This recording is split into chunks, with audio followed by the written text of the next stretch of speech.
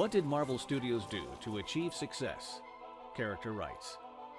Marvel had licensed out the film rights to many of their characters to other studios in the 1990s, starting with the X-Men to 20th Century Fox in 1993.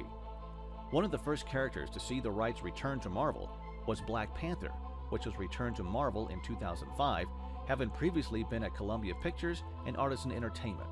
In November 2005, Marvel gained the film rights to Iron Man from New Line Cinema.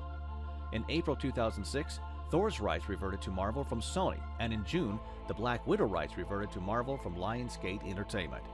That same year, the film rights to Hulk reverted to Marvel Studios from Universal Studios after the latter failed to enter production on a sequel to Ang Lee's 2003 Hulk film.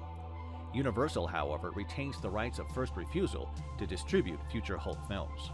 After being acquired by Disney, Marvel began to reclaim more of their characters' rights, starting with Blade from New Line Cinema.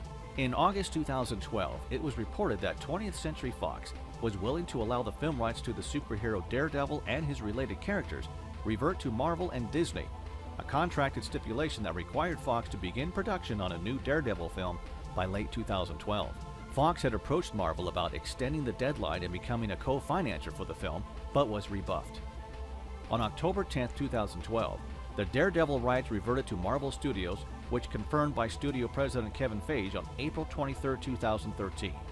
On May 2, 2013, Feige confirmed in an interview that the Ghost Rider and Punisher rights had reverted to Marvel from Sony and Lionsgate respectively, as well as reaffirming the acquisition of the Blade rights.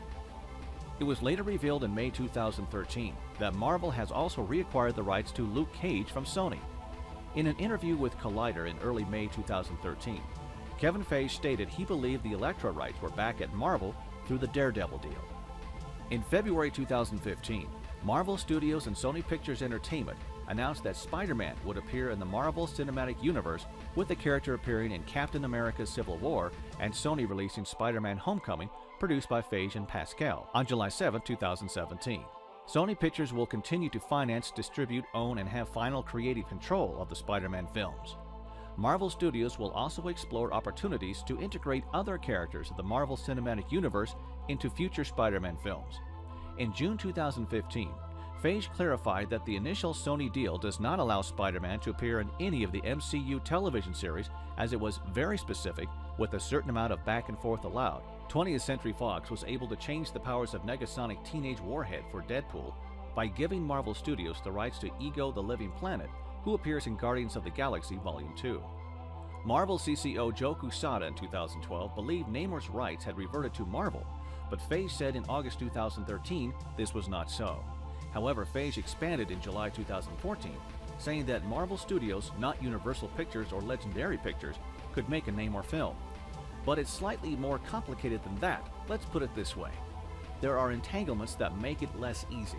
There are older contracts that still involve other parties that mean we need to work things out before we move forward on it, as opposed to an Iron Man or any of the Avengers or any of the other Marvel characters where we could just put them in.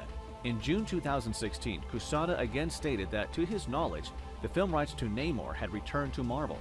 On December 14, 2017, Disney agreed to purchase 20th Century Fox's parent company, 21st Century Fox, after it spins off some of its businesses for $52.4 billion. Disney plans to reincorporate the X-Men and Fantastic Four franchise of characters and Deadpool with their own Marvel properties in order to create richer, more complex worlds of interrelated with other characters and stories that audiences have shown they love. In March 2018, Feige revealed that the majority of the characters would be back with Marvel Studios, though there were still some with a couple of other players involved that would have to be negotiated with.